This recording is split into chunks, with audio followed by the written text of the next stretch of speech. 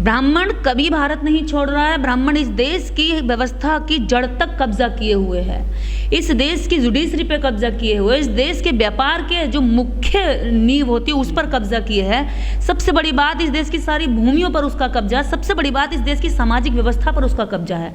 सामाजिक स्तर पे सबसे ऊंचा खुद को बताता है। और अगर देश के अंदर कोई तीज त्योहार भी मनाया जाता है, कोई व्रत भी होता है, कोई पूजा पाठ होता है, तो वो तो ब्राह्मण के बताए दिन पर होती है। वो कैसे भारत छोड़ रहा है? देश के, भारत के गरीब लोगों को छुड़वाना नहीं, हर दिन पलायन करने के लिए मजबूर कर रहा है। लेकिन नाटक ये दिखा रहा है अंतरराष्ट्रीय स्तर पर कि हमें भारत छोड़ने के लिए यहाँ से मजबूर किया जा रहा है। आप देखेंगे कि मुकदमा लगाने वाला ब्राह्मण होगा, फिर आपका केस लड़ने वाला वकील ब्राह्मण होगा, फिर कोर्ट में जजमेंट देने वाला जज ब्राह्मण होगा, फिर आपकी तारीफ करने वाला ब्राह्मण होगा, फिर आपके विरोध में एक्ट करने वाला ब्राह्मण होगा। तो ये सारा परपंच शुरू से लेकर ऊपर तक का चारों तरफ चक्र चला करके ये देश के लोगों को गुमराह करके रखना चाहते हैं। और ये नारे नहीं हैं, ये सिर्फ नारे नहीं हैं। देश के उन लोगों को जो अम्बेडकरवादी लोग हैं, जो इनकी बनाई हुई व्यवस्था के खिलाफ आवाज उठा रहे हैं, उन लोगों के खिलाफ नफरत फैलाने का काम है कि उनके प्रति लोगों में एक नफरत फैले और हिंसा भी होने की संभावना बनी रहे। देखिए, इन ब्राह्मणों ने लिखे, इन 4 ब्राह्मण ये लिखते हैं, यही बोलते हैं, इन्हीं को यही तो क्रिएट करते हैं। दंगे क्रिएट करना इनका काम है, दंगों को फैलाना इनका काम है, फिर दंगों को समेटने की भी नाटक यही करते हैं कि हमने तो दंगे समेट लिए। लालू यादव जब जेल में थे तो एक ब्राह्मण उनके खिलाफ चारा घोटाले का केस डालता है, दूसरा ब्राह्मण उनके पक्ष में न्याय की लड़ाई लड़ता है, उनका वकील, और तीसरा ब्राह्मण उनके घर में उनकी सेहत के लिए, उनकी रिहाई के लिए घर में कर्मकांड करता है कि लालू यादव जल्दी घर वापस आ जाएं। तो देखिए, चारों को रोजगार मिल गया, चारों रोजगार देने वाले और लालू यादव के खिलाफ जजमेंट देने वाला ब्राह्मण। तो ये क्या करते हैं, इस देश के SC OBC लोगों को और उनके सामने मुस्लिम को खड़ा रखने के लिए ब्राह्मण हमेशा अलग अलग तरह के भेष बदल करके इस देश में षड्यंत्र रचता है। तो इस बार इन्होंने, जब इनका कुछ नहीं चला तो इन्होंने ये सोच लिया, क्योंकि भारत के अंदर जो इन्होंने व्यवस्था बनाई है उससे दुखी होकर के इस देश की महिला, इस देश के SC OBC आदिवासी सभी परेशान है। और अम्बेडकरवादी उन लोगों को जगा रहे हैं कि इनकी व्यवस्था की वजह से आप दुखी हैं। तो उनके प्रति जो नफरत ये चाहते थे किसी भी तरह से नहीं फैला पा रहे, तो इन्होंने सोचा कि इस तरह से नफरत फैलाएंगे। तो ये सारा नफरत फैलाने का खेल है और इसको दावे के साथ कहते हैं अगर जांच होगी, पकड़े जाएंगे तो पक्का वो ब्राह्मण ही निकलेंगे। खुद को सर्वोपरि बनाए रखने के लिए इन्होंने ये नारों का गठन किया है और ये नारे लिखे गए हैं। इन नारों की जांच होनी चाहिए, निष्पक्ष जांच होनी चाहिए और जिसने भी लिखे सजा होनी चाहिए। हम तो ये मांग करते हैं। इन्होंने भगाया है, अगर ये भागेंगे देश से तो नीरव मोदी बनकर भागेंगे, अगर ये भागेंगे तो ललित मोदी करके भागेंगे, करोड़ों करोड़ों रुपए लेकर के, अरबों अरबों रुपए लेकर के भागेंगे। तो ये इनका तो भागने में भी फायदा है। विदेशों में आलीशान जिंदगी जीते हैं, सुबह उठते तो 10 नौकर इनके आगे पीछे लगे होते हैं, अगर इनके बच्चे जन्म लेते तो चांदी की चम्मच से खाते हैं। अगर ये देश से भागेंगे तो देश की पूरी संपत्ति को लूट कर भागेंगे, क्योंकि इनके पास में देश की सारी संपत्ति और सिस्टम इनके कब्जे में जमा है। तो इनके भागने में भी इनको फायदा, इनके रहने में भी इनको फायदा। यहाँ रहेंगे तो फ्री के गुलाम इनको मिल रहे हैं करोड़ों की संख्या में, और यहाँ से भागेंगे तो उस करोड़ों की संख्या का लूटा हुआ टैक्स, अरबों खरबों रुपया वो इनकी जेब में और इनके कब्जे में है, तो वो लेकर के भागेंगे। तो जब भी ये भागेंगे, नीरव मोदी बन के भागेंगे, ललित मोदी बन के भागेंगे, और भी हजारों ऐसे लोग हैं जो देश छोड़कर भाग गए केवल इसलिए कि वो यहाँ पर अपना हिसाब नहीं दे सकते थे। इस पैसे को जो लूटा था, काला धन था, जिसको कहा था हमारी सरकार ने भी काला धन वापस लाएंगे, वापस तो नहीं लिया, हमारी जेब का व्हाइट धन निकाल करके उनको दे करके यहाँ से रफू चक्कर कर दिया।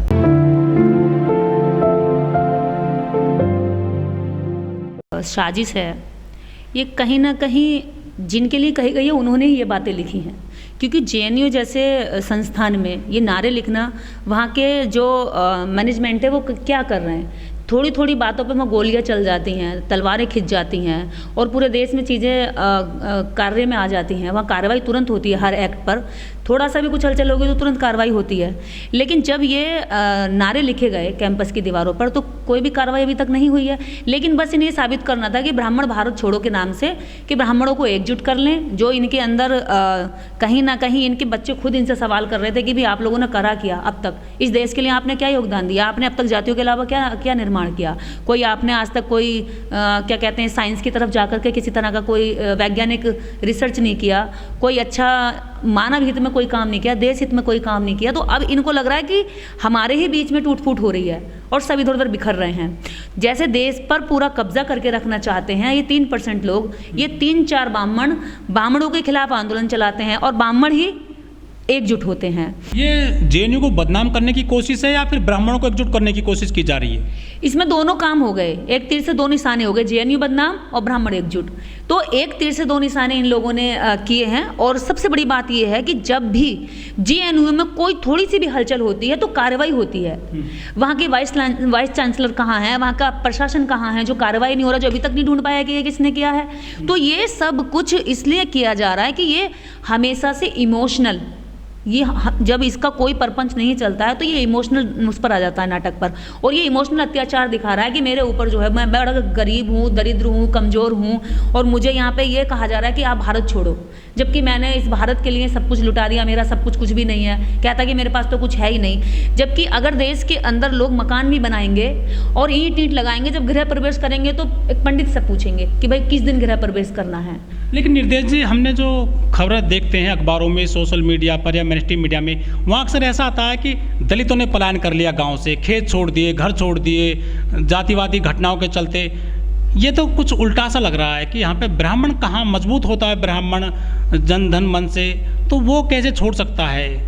देखिए, छोड़ने की बात अगर है तो 2010 मिर्चपुर कांड हरियाणा का, वहाँ पर अभी तक 10 परिवारों ने घर छोड़ा है, और वो लोग आज तक अपने गांव नहीं पहुँचे, और केस भी लड़ा जा रहा, तब भी उनको उस गांव में शरण नहीं मिली है। इस देश में अगर घर छोड़ते हैं तो दलित छोड़ते हैं, इस घर में अगर खेत छोड़ते हैं तो दलित छोड़ते हैं। आप इनकी गांव से लेकर के शहर तक की स्थिति देखिए कि मजबूत हैं। अगर ये शहरों में है, पोस्ट कॉलोनी में, तो इनके 99% घर इनके होंगे। गांव में अगर 99% घर देखेंगे तो वो गरीबों के, दलितों के होंगे, आदिवासियों के होंगे। टूटे झोंपड़े होंगे तो वो ब्राह्मण के नहीं होंगे, वो इन लोगों के होंगे जिनके खिलाफ ये नफरत फैला रहे हैं। तो देश के अंदर जितना भी यहाँ लोग इनकी व्यवस्था में सताए हुए हैं, वो सब लोग घर छोड़ने के लिए इन्होंने कदम कदम मजबूर किए हैं। जाति के नाम पर, कभी धर्म के नाम पर, कभी नीच कहकर, कभी अछूत कहकर, कभी छोटा कहकर, कभी दबा कहकर, कुचला कहकर, इन्होंने हर वक्त उनको सताया है। और देखिए, जब छोड़ने की बात आई है, अभी देखिएगा, दिल्ली, नोएडा, हरियाणा जितने भी लोग हैं, वहाँ पर बिहार का कम से कम करोड़ों की आबादी है जो अपना घर, अपना बच्चा, अपनी बीवी, अपना झोंपड़ा छोड़ करके यहाँ 2 वक्त की रोजी रोटी के लिए पड़े हुए हैं। तो उन्होंने अपना घर छोड़ा। जब कोरोना काल आया तो लाखों करोड़ों लोग सड़कों पर थे, और सड़कों पर प्रसव के दौरान पर महिलाओं ने प्रसव पीड़ा झेली और बच्चे को जन्म सड़क पर दिया। क्या उनमें सर्वे किया गया? क्या उनमें एक भी ब्राह्मण था? घर छोड़ते वक्त और घर में पहुंचते वक्त क्या उन सड़कों पर भटकने वाला एक भी ब्राह्मण था जो ब्राह्मणों के प्रति ये नारे लिख करके ब्राह्मणों के अपनी मतलब सिंपैथी बटोरने के लिए कभी इन्होंने कहा कि भाई इस देश में करोड़ों लोग घरों से पलायन करके केवल इसलिए पड़ेंगे उनको 2 वक्त की रोटी मिल जाए? करोड़ों लोग इस देश में ऐसे हैं जो जाति के नाम पर हर दिन सताए जाते हैं। क्या इन्होंने कभी सोचा कि उनकी महिलाओं को चमार, चूड़ी, चमाटी, न जाने क्या क्या शब्दों से संबोधित करते हैं, उनको अपमानित करते हैं? क्या ये आज तक इनके मन में ये आई कि जब हमने इनके पूर्वजों से आज तक गुलामी करवाई है, कम से कम आज लोकतंत्र का समय है, आज विज्ञान का दौर है, आज तो कम से कम हम इन्हें सम्मान की दृष्टि से देखें। क्या फर्क है इनके और देश के बाकी जनता के जन्म लेने में और मरण लेने में?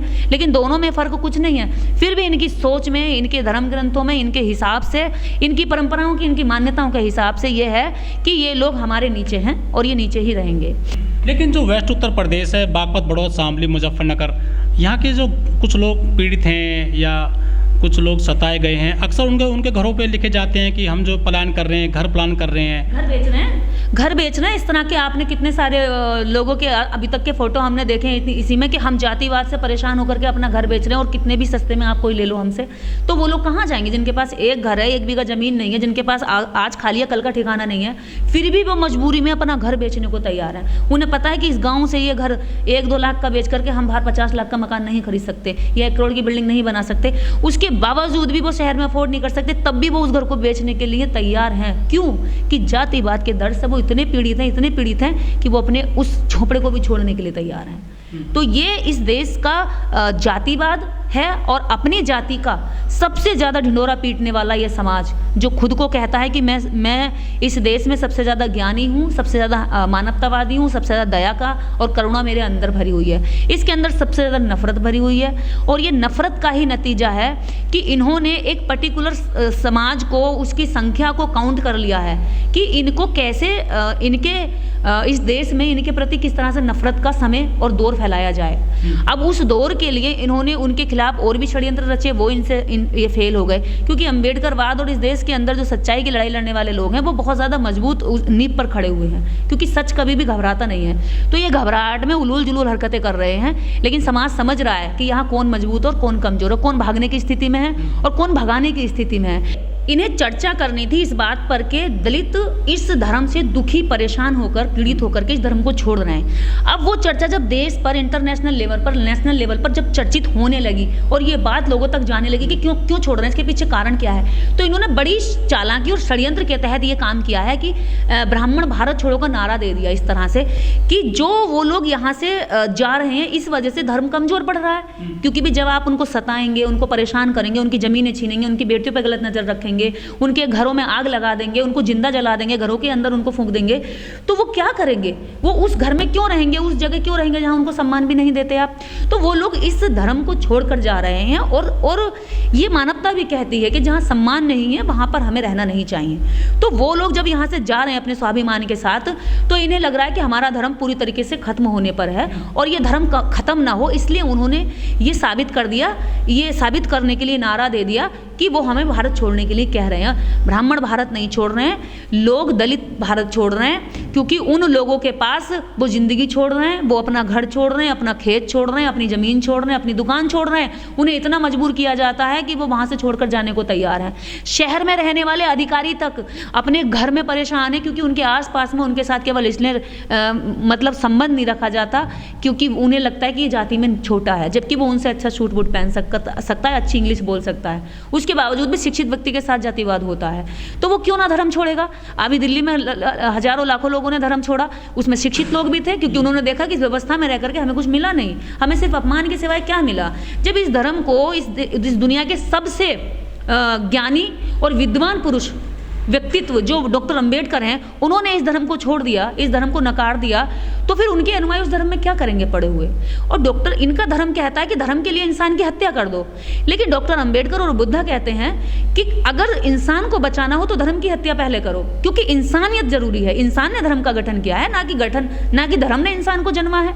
तो ये इस तरह से, जिस तरह से मतलब गैर संवैधानिक और गैर मानवतावादी जो सोच है उसको जब अब अपनी तरीके से लागू नहीं कर पा रहे हैं, तो नई नई तरीके से ये परपंच रच रहे हैं। इसमें साजिश है, और ये जानकारी जिस दिन होगी देश के अंदर, उस दिन देश की आंखें खुल जाएंगी कि वास्तव में हमें फंसाने के लिए ये खुद पर भी क्या कहते हैं, एक्ट कर सकते हैं। आपको पता होगा कि मंडल कमीशन की जब रिपोर्ट आई थी, उसके लिए जब संसद में बिल पेश हुआ और उस सिफारिशें की गई, तो एक शर्मा लड़के ने JNU में आग लगा ली थी खुद को पेट्रोल छिड़क करके।